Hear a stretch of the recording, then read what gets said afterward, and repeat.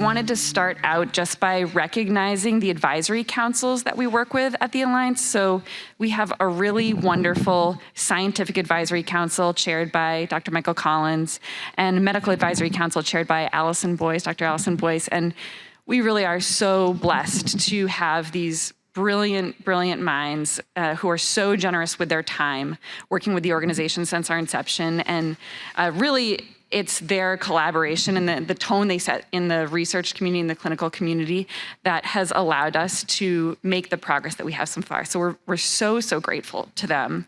And in the last year, we've also added a patient advisory council. I think.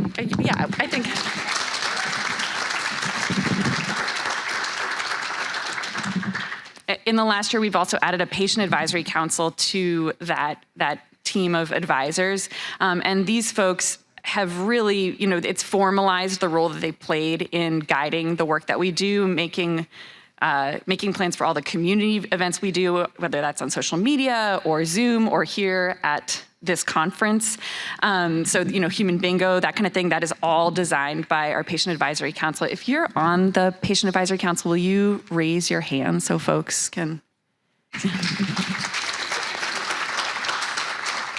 They've helped design this panel that the discussion I'm about to lead is all designed by the Patient Advisory Council. So let me see if I can crack the code here on today's discussion. We aim to talk about and decide what is advocacy. And then also we hope to show that everyone has something to bring to the table, and you don't have to do it all. Nobody can do it all, but what you have to share could make a real difference.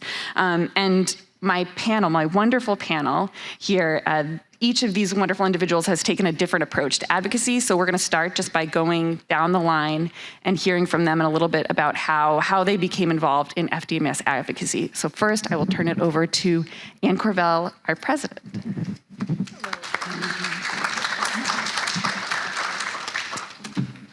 Okay, is this better? Yep, okay. So we were each given 5 minutes to speak to you. I told Tova I'm stealing 2 minutes from everybody else because I have to speak on 2 topics. So on leadership, growing into a leadership position within this or any other organization was never on my agenda. I had planned to spend my life flying under the radar, going unnoticed and being invisible, and it was all going perfectly well and fine until Katie happened. And in effect, that started to reshape the person who I am. It gave me a fierce determination. It gave me a confidence that I had never had before. And her diagnostic journey helped me to develop a sense of purpose, and it really led me down a path that I had not planned on. So when she was diagnosed, I started asking questions. I was like, well, what's happening? How much is being done? Where are we? And everyone said, well, not a whole lot. And I thought, well, why not? Then I realized if I wanted to see something happen, I needed to step up and do the work. So, that quote, be the change you want to see in the world. So that's what I'm doing. So my involvement with the Alliance kind of started when she was diagnosed in 2016. I started emailing Tova, and I started doing blog writing, political advocacy, what else? Just everything that Tova volunteered me for, believe me, I know about that. I do know about that. In 2020, I decided to take a chance and apply to serve on the board of directors. So here I am 4 years into my term, and I'm in my currently 2nd year as president. And my drive and purpose is to grow this community and to drive the research forward that is absolutely vital for these people to make a difference. So if any of this seems daunting to you, just keep in mind it's taken me 7 years to get to this point. We would never expect anybody to dive in head first. So my own growth into this role is still moving along that continuum. But all I can say is leadership really comes down to this one thing. The single most important step you can take is to be vocal about what the needs are for this community. And that's all it is. So on to fundraising. It's not always the most comfortable topic because I do work in development, and that was not my intended career path, but here I am. We have one hard and fast rule in development, and that is raising funds and changing lives, and then asking again. So the year following Katie's diagnosis, I decided to give back for all the care and support that we had received as a family. In my first attempt, I discovered I was really good at it. And I started with peer-to-peer fundraising, which, if you're not familiar with that, it's like Facebook fundraising, or what we do for the $1 Million Bike Ride or the end of year campaign, where you have a website and you send the link, post the link, and ask your family and friends to give to it, your network. What I do, I also design and print flyers, and I hand them out. I mail them to family and friends. People get annoyed because I call it my 3-part fundraising, where I do like my initial e-blast, I send out the posters, and then I'll follow up like people who I know who usually donate or may be interested. I start texting them like for the last week. So that's my 3-phase approach. So just keep in mind that your family and friends are genuinely interested in everything you have to say, and you are living the most compelling story you can possibly tell to convince someone that our cause and our organization is completely worthy of their support. So every financial gift we receive is vital to our organization because it keeps us functioning, it supports the amazing staff that we have, and it also helps us continue offering programs like this and do our webinars and what we do on a daily basis, maintaining our website and being there to support families who are newly diagnosed and don't know where to turn. So fundraising is key. And that's my daughter, Katie. You can see her, the first picture is before her second surgery. The center picture is after the blood transfusion she had following her most recent surgery. And the third one is what happens when I leave my phone laying around the house. And now on to Brittany.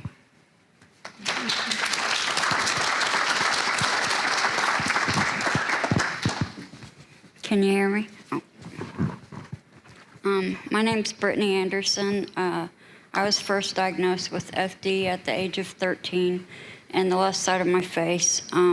At 15, I was diagnosed with a brain tumor covering my pituitary gland, and when they removed it, I lost my entire pituitary gland along with the tumor. I was then diagnosed with MAS, panhypopituitarism, adrenal insufficiency, diabetes insipidus, and growth hormone deficiency. At the age of 20, after an emergency surgery and lack of proper care, my conditions were not being treated properly and my sodium dropped to 111. To fix it, the doctor ignored protocol and raised it back to 145 within 24 hours. It should have taken days. Within a few days, I lost control of my entire body. I couldn't walk without falling. I couldn't finish a sentence, and tremors controlled my everyday life every second. I was left to feel like a child inside and left to live like one. After a few years, lots of meds and therapies, I was walking and talking again, and the tremors were finally under control. One thing that never changed was that I still, at the age of 39, feel like a child inside, and it's something hard to face every single day. I learned that I needed to be a voice for myself. I wanted to be able to know my body best and be able to help make sure I received the best care and never have a life on the line from a doctor's mistake. Advocacy was important to me because I wanted to not only be a voice for myself, but also wanted to be a voice for others like me. In 2016, FD had shifted my face and teeth so much that they almost all became loose, and I unfortunately lost them all at the age of 32. After realizing that I wouldn't be able to have them replaced because of financial reasons, I became determined to find a way to get that changed, not to just get teeth. This is what led me to become a legislative advocate. It is up to us to make sure that we push for changes to be made in healthcare so we have the best opportunity to have our greatest quality of life possible. We all deserve that.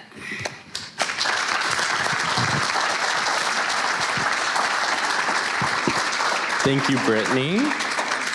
First, I just wanted to say thank you for Tova and Adrian and all the staff members and everyone on the board who put this all together. This is amazing. And, ooh, Ominous. it's Tova. But I wanted to start by saying that everyone here, by being in this room, you already are an advocate. So just us standing up here is no different than y'all right here. So I just wanted to say that we're all advocates in our own way and that it's really a universal experience. So I was diagnosed at the age of 4 in 2006 before I even had the capacity to think or remember anything. So for as long as I've known, I've always been a patient with fibrous dysplasia. But despite that, growing up, I didn't really advocate. I wasn't involved. I didn't do anything except go to my doctor on a 6-month basis and go back home and try to live as normal as a life as I could with my little penguin walk. But eventually things changed. Around 7th grade, I had my first surgery, and that started a series of surgeries and a series of ups and downs. But it wasn't until my junior year of high school that things finally clicked that, oh, I have a disability, and oh, I should do something about it. And around that age, whenever I was in my junior year, I decided to start my advocacy in high school. So I started with a small little panel, kind of like this, in my high school gymnasium, where we talked about disability and education. And that was the start of my advocacy journey. And from there, I started doing some advocacy with something called the PRMRP, which is the Peer Reviewed Medical Research Fund, which is how FD is an included topic, but we have advocated really hard for it to be an included topic. And that's something that I spent a lot of time working on, and that's when Adrian reached out to me in 2020, and I finally got involved with the FD-MAS Alliance, which is now where I'm happy to call home in a lot of ways. And so I say a lot of this to say, I had my disease for a long time, but it took me a long time to become an advocate. Little William in there was not an advocate. It wasn't until I got older that I finally stepped into my advocacy role. Mainly outside of just FDMAS, I'm an advocate when it comes to school. So I think this is a very important point. Be an advocate in the community that you're involved in, whether that's your family, whether that's your local government, whether that's your friends in your community. Be an advocate. And so for me, that was always school. So I'm now the president of the Vanderbilt Association of Disability and Condition, where I put a little FDMAS banner in all our promotions because gotta rep the team. And recently I started expanding my advocacy outside of my own personal circle into the online sphere as Daisybility, which is my drag identity, which is in the bottom right. So follow that on TikTok. But I just wanted to say that everyone here is already an advocate, and if you don't think you're doing enough, it's okay. Everyone has to start somewhere, and it takes time, it takes practice, and it takes a lot of failure. And so this is just a reminder to just keep your head up, keep pushing, come talk to us, talk to each other. We're all in this together. Thank you.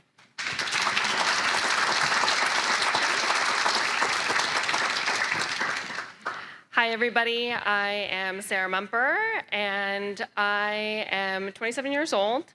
I have McKenna-Albright syndrome, and I'm going to talk to you guys today about both mental health and social media advocacy.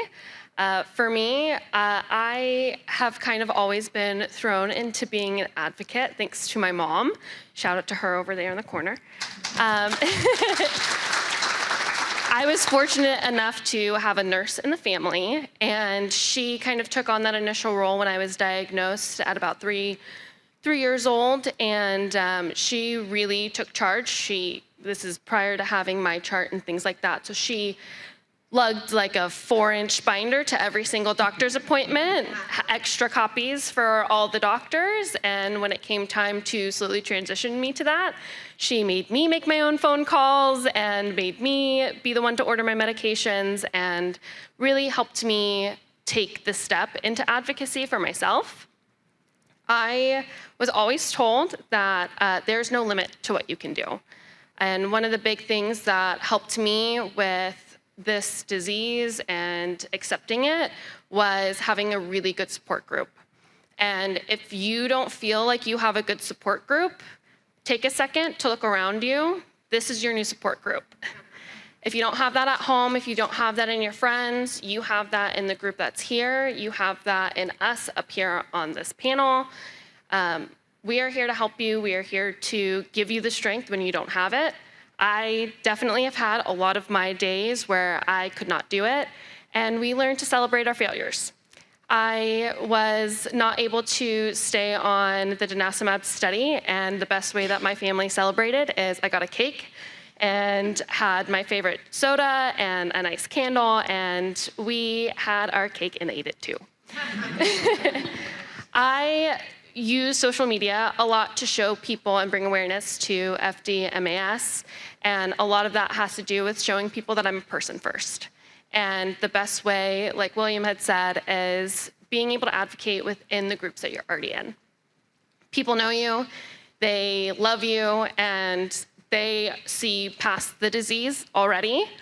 I had the pleasure in 2020 to really jump in with Tova and the FD-MAS Alliance.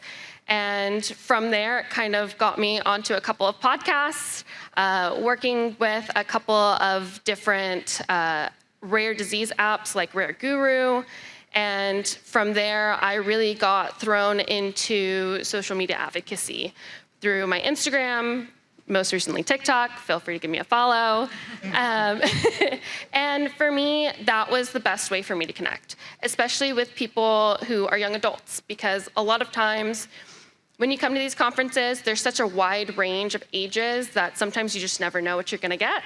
And right now, my group is definitely in the social media era. So that's been one way that I've been able to connect with a lot of people, and even be able to see a lot within the chronic illness community, as well as the FD-MAS community itself. And you can use your voice in a lot of different ways by just sharing about yourself.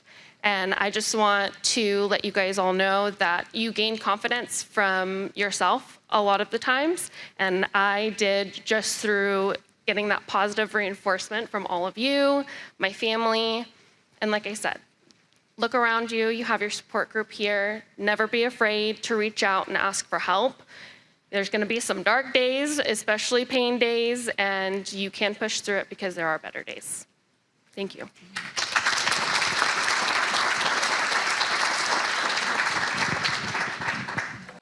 Thank you all. Yeah, to know these folks is to love them, and I'm grateful to know them.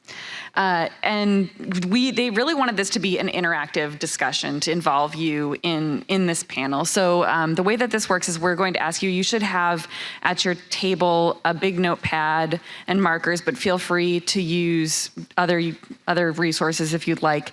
And we'd like you at your tables to discuss for 5 minutes, what does it mean to be an advocate? You can pick somebody to be the note taker and the reporter. So after that 5 minutes, we'll come back and we'll share what we've discussed. I have some other questions up here if that helps aid your discussion. What kind of an impact can one individual have?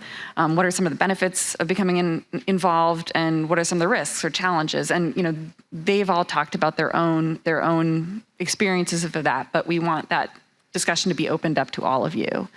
So 5 minutes, and then we'll reconvene and share together. Is there a table that would like to start and share share with their reporter? Table 5, let's hear. For the first question, I forgot what it was. A person that's willing to express or fight for a cause, and the belief in bettering our world, and make the difference to going to the right place/treatment, feeling like you're not alone, making more friends, or becoming popular, or not. The risk is being rejected.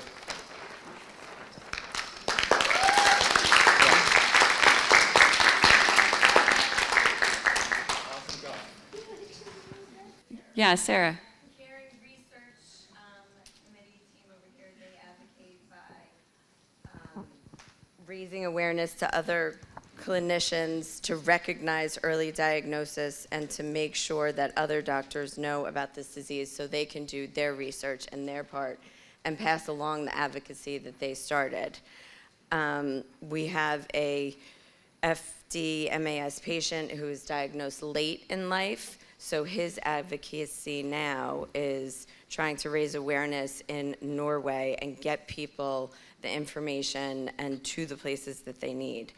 My advocacy as a child with FD-MAS who was diagnosed when they were 7 just kind of unfolded as, 1, making sure he got the best care that he could. I was an advocate that way. 2, then slowly tiptoeing in to try and help because I understood more of the disease and was it in shell shock. And then 3, like Ann said, finding money for research proposals and these amazing people to do their job. And then 4, I feel like just building the community by meeting all of you and making time out for this. Is there another table who wants to share? Another table? Yeah, right up here. Make it easy and accessible for folks beyond you. Yeah.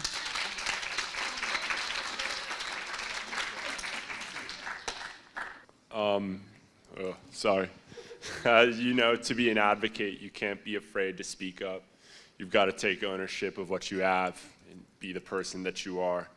You've got to show up. You've got to push back because not every doctor is always right. Not every doctor knows what we have. And not a lot of people know what we have. I had a friend text me yesterday. She said, "Oh, I met this guy, Gavin. He had a limp. I think he has the same thing as you." I was like, "Yeah, okay, sure." So you gotta educate people. You gotta have the knowledge yourself. Visibility to others. What does that mean? Take lead to control destiny and make an impact. You can do it. One person can do it. We can do it. Thank you.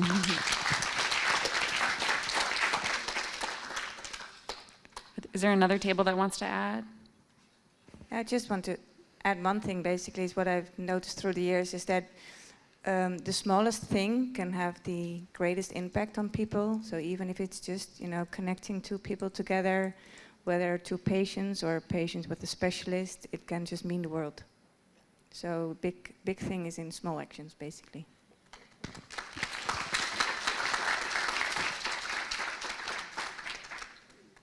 Educating anyone you possibly can by having open-minded conversations, sharing personal experiences and anecdotes, attending conferences and connecting with other community members and listening to others' experiences. Thank you.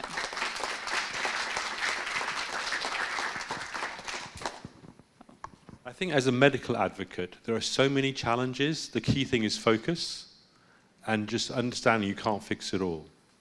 I think that's really, you can't fix it all. Oh, can't fix, thank you. Otherwise you'll get overwhelmed. So an advocate has to learn how to prioritize and just knock off the things that are easy first.